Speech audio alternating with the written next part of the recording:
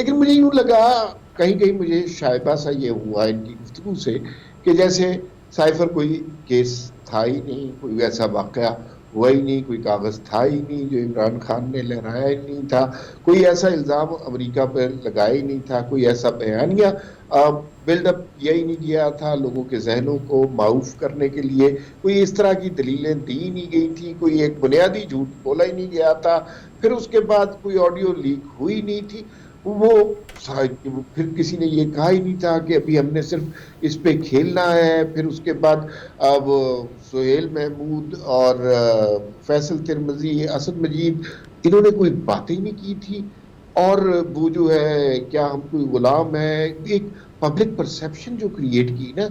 وہ تو مجھے یوں لگتا ہے کہ یہ قانونی باتیں اپنی جگہ، لیکن وہ پبلک پرسپشن تو غلط کریٹ کی، جو ان تینوں لوگوں کے جن کے میں نے نام لیے جو فارن آفس کے لوگ ہیں، انہوں نے جو بیانات دیے،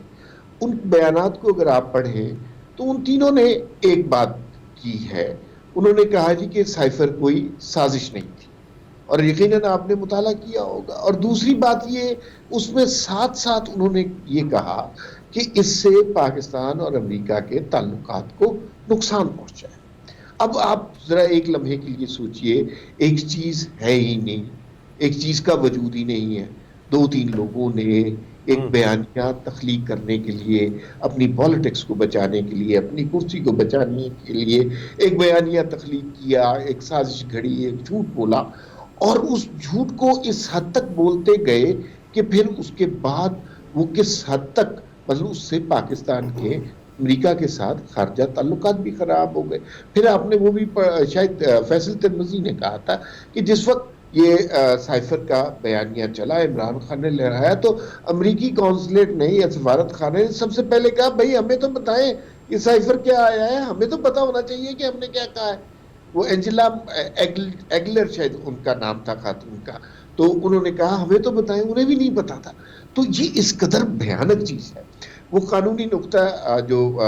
بالکل ثاقب بتا رہے ہوں گے وہ بالکل درست ہوں گے کہ چیزوں میں جلدی کی گئی اور جلدی سے ظاہر ہے آپ کے ذہنوں میں شکوک آتی، لیکن یہ بات تو بالکل صحیح ہے نا، امریکہ کو کیا ضرورت پڑی ہے کہ خان صاحب کے خلاف سازش کرنا شروع کر دے، لیکن یہ بیانیہ بہت زیادہ لوگوں کے ذہنوں میں پختہ کیا گیا، جس سے ایک طرح سے پھر اداروں کے خلاف ایک طرح سے مہم جوئی کی سازش کریٹ کی گئی۔ اسی کا نتیجہ آپ نے دیکھا نا 9 مئی کی صورت میں نکلا،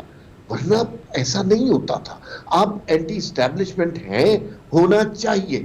آپ کو ضرور یہ بات کرنی چاہیے کہ چیزیں آئین اور قانون کے تابع ہونی چاہیے، یہ بات کرنے سے کوئی شخص آپ کو منع نہیں کرتا، فوج کا کوئی حکومتوں میں کردار نہیں ہونا چاہیے، لیکن اس کا قطعاً یہ مطلب نہیں ہے میرے بھائی کہ آپ چیزوں کو آگ لگانا شروع کر دیں، آپ جی ایچ کیو پہ حملہ کرتے۔ چلو میں آپ کو بتاؤں کہ اصل غصہ کس طرح کا ہے، کور کمانڈر ہاؤس پہ حملہ برداشت کیا جا سکتا ہے، جی ایچ کیو پہ حملہ برداشت کیا جا سکتا ہے، لیکن شہداء کی یادگاروں کو آپ نظر آتش کر رہے اگر، اور یہ بھی بہت زیادہ بات ہو رہی ہے نا، اور یہ پولیٹیکل بات ہے، قانونی بات نہیں ہے، کہ بہت زیادہ کہا جا رہا ہے کہ مستقبل قریب میں جیسے نواز شریف کے خلاف ایک بیانیہ بنا تھا کہ ڈان لیکس ہے، قیامت آ گئی اور پھر نواز شریف کو نہیں معاف کریں گے، کچھ عرصے کے بعد نواز شریف کی معافی ہو گئی، تو اس طرح عمران خان کی بھی نواز شریف کچھ عرصے کے بعد معافی ہو جائے گی؟ بالکل نہیں ہوگی، ہو نہیں سکتی، کیونکہ اگر شہداء کی یادگاروں کو نظر آتش کرنے والوں کو اگر آپ نے معاف کر دیا تو پھر اس کے بعد ریاست کو خودکشی کر لینی چاہیے۔ دوسرا، یہاں پر بڑا واویلا مچایا جا رہا ہے،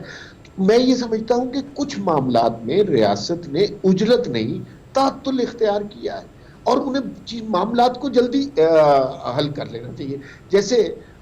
اسی طرح کا واقعہ، جس طرح کا فسادات پاکستان میں ہوئے، اسی طرح کے واقعات امریکہ میں ہوئے، کیپٹل ہل پر بھی حملہ کیا اور ہزاروں لوگوں نے حملہ کیا، اسی وقت ان کی جیو فینسنگ کرائی گئی، کیمروں نے ان کی تصویریں دیکھی، اگلے دن ان سب کو پکڑ کے 20 سال قید دے دی۔ یہاں پر ہم مقدمات ہی کرتے رہے، ہم سیاسی سچویشن ہی دیکھتے رہے، حالات کی نزاکت، پاکستان ایک خطرناک موڑ پہ، انہوں نے اسی وقت فیصلہ کر لیا۔ ریاست کو کوئی دنیا کا ملک ریاست کو چیلنج کرنے کا اختیار نہیں دیتا. ان دونوں چیزوں کو اپنے اینٹی اسٹیبلشمنٹس ہونے سے کنفیوز نہیں کرنا چاہیے. یہ دونوں چیزیں بالکل مختلف ہیں. کون سی ریاست مجھے یہ بتائیے آپ کو اجازت دیتی ہے کہ آپ اپنے ملک کی املاک کو، آپ اپنے اسلاف کی میراث کو آگ لگا دیں؟ یہ نہیں ہو سکتا. اور اس کے بعد آپ معصوم بھی بن جائیں. تو میں یہ سمجھتا ہوں کہ اس بیانیے کو جو سائفر کے ذریعے کریٹ کیا گیا تھا وہ بہت ہی نقصان دہ تھا. اور اس سے نقصان صرف ایک سیاسی تناظر میں نہیں ہوا، اس سے نقصان ہمیں جمہوری تناظر میں ہوا ہے، اس سے نقصان ہمیں بین الاقوامی تناظر میں ہوا ہے. اور ایسا نقصان ہوا ہے جو خدا نہ کرے ناقابل تلافی بھی ہو سکتا.